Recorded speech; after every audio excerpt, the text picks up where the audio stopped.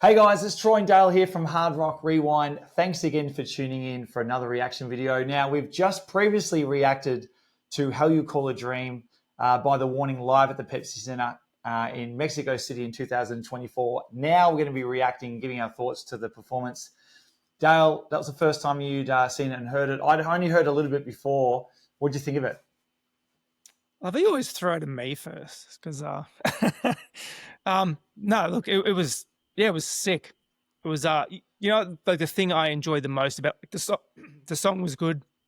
Yeah. They played really well. Everything was cool. It's just the excitement. You can just tell they want to be there. They're just smiling. They're playing their song. You know, like the song's aggressive and they could be playing angry but they're just like pumped to be doing it and they're pumped to be there. And every time that kind of drum cam shot, like you could just see the drummer was absolutely stoked to be playing this gig. And man, to look on her face, just absolutely pumped to be there. You know, a singer the same. She's singing, smiling. Yeah. It just makes you, it's endearing. You're like, well, I can get on board with this. They're doing what they love doing and they're doing it really, really, really well. Yeah, man. I don't know. Like, what did you think about the energy and the vibe? Oh, amazing. So just quickly, just a couple of notes. So that was the first single off their fourth album, Keep Me Fed. And funny enough, that album was produced by Anton DeLost, who also produced Dead Poet Society, their album Fission. So that's where the connection is when they did the duo on Hurt. Yeah. Oh, dude, amazing. Like, as you said, like the drummer, she's like smiling and doing these crazy feels and just, like on the china, writing like this. Amazing. Phenomenal, man. Like just phenomenal. Like what a great vibe, great song. So we'll go through a couple of things. So obviously it's a live performance, but overall production and sound of the live performance, what were your thoughts on that? Oh, dude, I thought it was sick. And again, like there was some stuff on a click, but it was minimal. Yeah. Which is fine. Like, again, I sorry, like, let me rephrase. I have no problems with bands using click tracks. With a lot of tracks and stacked and whatever they need to do to get through the performance is fine. As long as the crowd's on board with it and the crowd's pumped to be there, it doesn't really matter, right? But I also kind of get off on hearing bands that use it minimally as well, because they're actually they're students of their craft and they know what they're doing. And you could just give them 3 acoustic guitars and they'd be able to sit down and rip out an awesome performance as well. So for me, like hearing, there's some stuff on some click, but it's not a lot. And you could really hear just their musicianship shine through. That mix was insane. Like everything sounded fat and big. The drums sounded epic. You could really hear the distinction between the bass and the guitar. There's certain parts in there where you could just hear that PRS through a messer. That PRS through a messer sound. I know that sound very well. And it's just sick. It's just sick. Like for me, the mix was good. It was pro shot. The crowd seemed to be going nuts. They were pumped.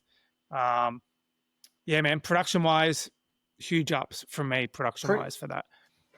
Pretty very dry guitar sound, as in distorted, but very gate on the gate. Like, there was no verb, no delay. It was like very just, once you stop, that's it. Like there's nothing left behind in the sound wise. You know why? Why is that? Well, because there's no solos, right? So traditionally people will use verb, delay, like a little bit of that stuff when they're doing some kind of a solo just to kind of make it easier to play or kind of fill out, or they're going after a certain modulation type of effect or something like that. But with the rhythm stuff, you really don't need it unless it's a feature of the studio track, right? So I'm assuming that song in the studio track is probably the same, very dry and sparse. Which is cool. It's sick. Fat sounding bass. The bass sounded huge, and I really like that subtle the riff, man. The main riff was awesome. I thought it was a killer riff, but on click you could hear that subtle keyboard. There was like a subtle keyboard line going in the background there over the riff, which sounded really, really cool. And also, I know the drummer was doing a bit. Obviously, they had some backups on click, but that sounded sick. Like it went really well with the chorus. I thought it was like really, really cool add to the song for sure. Well, that's another kind of depth of dynamic they have, is that all three of them can obviously sing quite well, And so Yeah, I mean, yeah, the bass player was getting on and kind of backing up, and the drummer obviously was as well. Yeah, the singer's hitting some. I don't even know what notes they are. It's like a. Oh, dude. I don't know, man. It's It's like a 17th fret high E string A, something like ridiculous, you know. So yeah, like I don't know, just absolutely up there doing what she's doing with a smile, and the other two are backing her up, and yeah, it was like all hands on deck for that performance, and no one was phoning it in. Nah, absolutely amazing. Crowd were going off. These, I mean, look, I've only been aware. I think, randomly seen these girls on Insta maybe a while. I saw a reel or something. I didn't really know who they were. I never looked it up. But since, obviously, we've been doing some reaction videos, people are referring, or recommending songs for us to do. The warning has come up a lot on our comments. And now I've looked into them. They're growing. Well, they've already done like 4 albums, but they're 3 sisters, immensely talented. They're only getting bigger and bigger. I think they even were up for maybe a Grammy at the Latin or Latino, or however it's described, like Grammy Awards, or that, Right. So they're quite very big in Mexico and South America. But yeah, man, killer performance. Like there's been a lot of other songs that have been recommended that we should listen to. So not sure if we get around to reacting to them all, or if we're going to do many more. We might do some others, but I definitely want to give them a listen a lot more, because after that song, I just thought it was killer. Amazing.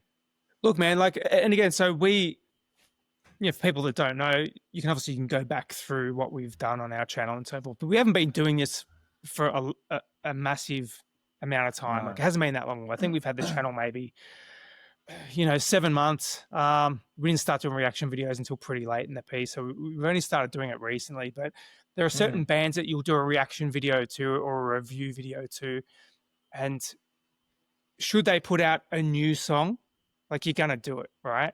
So they're always, there are a select few bands at the moment that if they put out a new song, it's automatic. We're going to do that new song. I dare say for us at this point with the warning, similar to Nightwish, a couple of other bands, a handful of other bands, maybe Dayseeker and some others, that if they were to put out new tracks, like straight away, we're going to react to the new track as quickly as we can. I say that the warning would be one of those. So in terms of, going through their whole back catalogue, unless it's a particular standout performance, we may not go back through all of their songs and do reactions, but definitely anything new they put out, we're going to be reacting to straight up. Yeah. Straight up. They're just from going off the comments, they seem to have a very massive fan base and a very strong fan base like Nightwish, very passionate about the music, the band, which is awesome. It's great to see these people. We're loving the interaction. We love the comments. We love you guys suggesting stuff to listen to and whatnot, which is awesome. So once again, guys, let us know what you thought of that song in the comments. Let us know how we're going with the reactions in the comments. Also, guys, if you're really liking and enjoying what we're doing, please consider subscribing. We'd love to have you on board. Thanks again to all the new subscribers. Really appreciate it, and we'll catch you on the next video. And just before we go, I think maybe we should figure out a way to just kind of maybe in the comments or something, kind of start a bit of a rift between like the Warning fans and the Nightwish fans. We can like start this like a big fight. We could do it on pay-per-view or something, and they could just all get together and like battle it out to see who's got the best fan base and see who wins.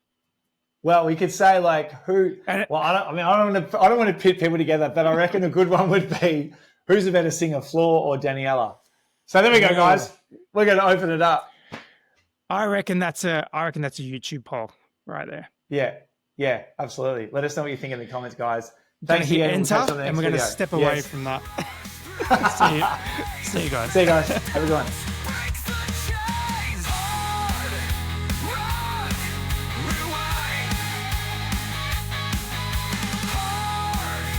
Rock!